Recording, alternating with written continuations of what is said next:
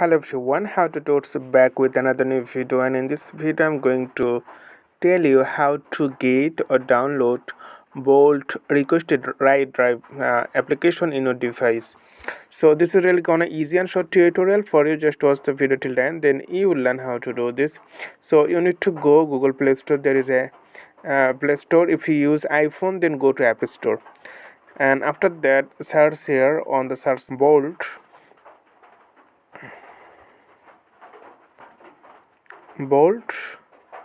request a ride. You can see, and this is the one. It's really amazing app. 4.9 rating out of 5 million reviews, and 24 megabyte size of the app, and 50 million plus people already download this app. So what you need to do, you need to tap on the install button, then it takes few moments to install in your device. So okay friend, I hope this video is helpful for you. So today's no more, and thank you for watching.